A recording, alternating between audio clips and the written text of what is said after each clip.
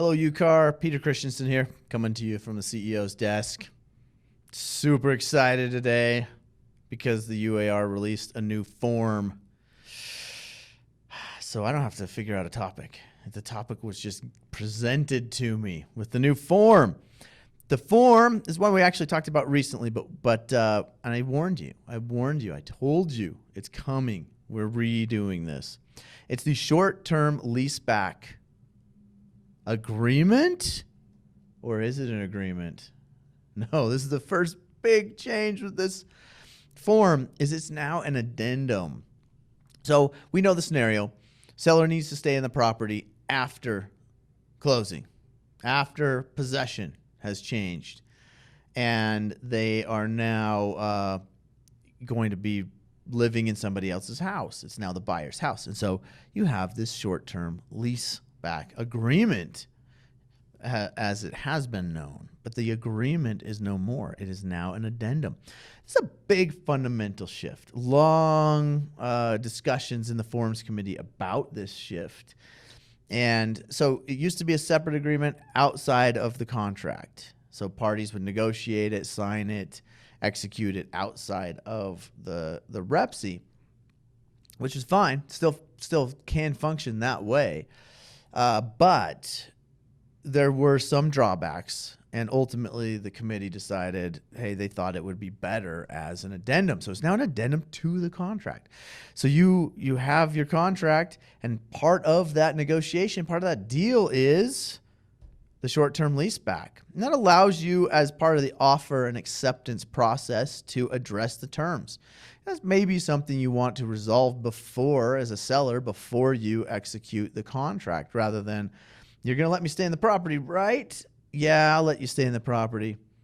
Okay, we'll work out the details later. And then, seller's thinking 2 weeks, buyer's thinking 2 hours. And they now need to fight about that after they have an executed contract. Well, this allows you to address it beforehand. So big shift there. It's now part of your paperwork, part of that agreement. Really kind of keeps the REPSI open for at least that portion of the REPSI until the rental term is over, the leaseback term is over. So kind of interesting. We'll see how it plays out. There could be some ironing that needs to be done, or it could work super smoothly. So that's a big change. I cannot cover everything in this form. I probably should do another video because I could talk for 30 minutes about all the particulars. So I'm going to hit some of the highlights here. One of the big highlights, it no longer says you can't use this past 60 days. The old one said it's kind of set, 60 days or less. Why? Because I don't know of a lender that lets a seller stay in the property for longer than 60 days and the buyer call it their primary residence. So that was it is still a prohibition, but now it gives you language that's underlined, bolded, capitalized, saying we strongly advise you consult with the buyer's lender to make sure the term of this lease back is okay, especially if you're going to go past 60 days. Make sure it's okay.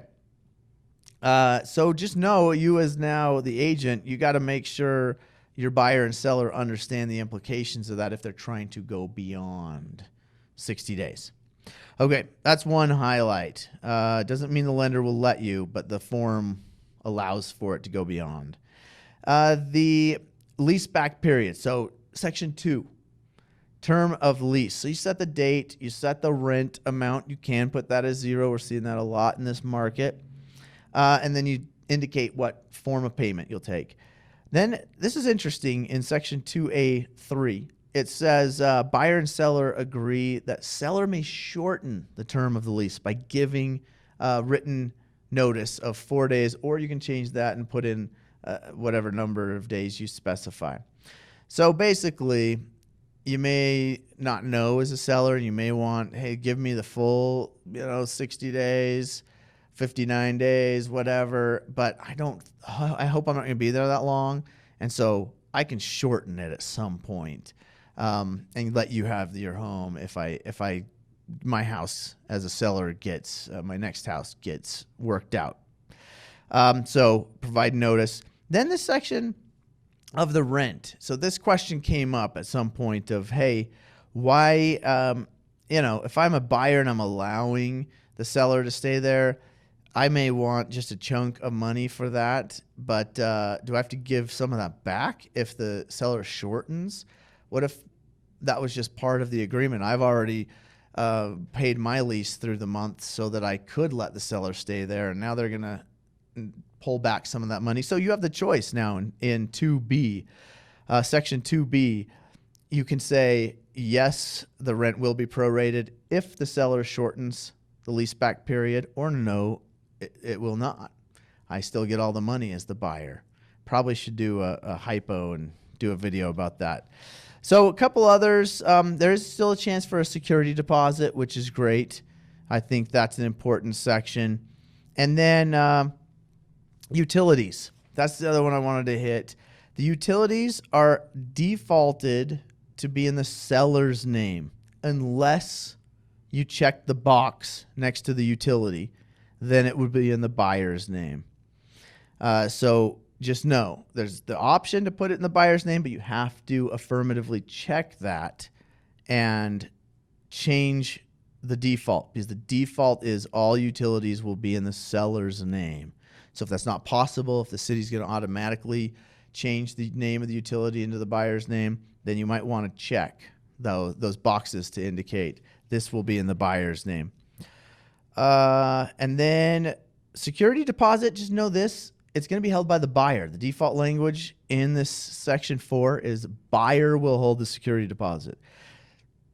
Agents aren't going to have anything to do with holding that security deposit and managing that.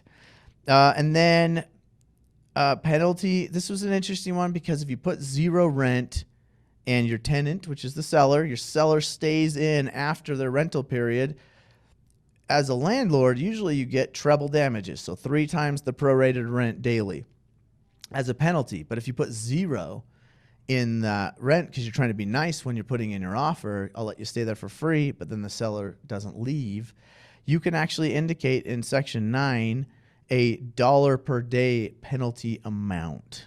So that's pretty cool. Gives you the leverage to still say, seller, I want you to accept my offer, so I'll let you stay here for free. But if you decide not to leave when we've agreed upon, and I already own the house now, I want a penalty. So I want you to pay a penalty. There's an incentive for you to leave at that point. And then the last thing I'll highlight is agency. That's always a concern. You are representing the buyer or seller in this transaction as a buyer's agent or a seller's agent, a listing agent. And you're not really usually intending on becoming a property manager and representing a tenant or a landlord. And the implications are, well, now is that part of this deal? Am I taking that liability on as an agent? So Section 14 under agency specifies our agency is not going to extend through the lease period as a property manager. So that is what we're looking at there. So try to put some protection in there for you to say, I'm not meaning to become your property manager now or your representative as a tenant.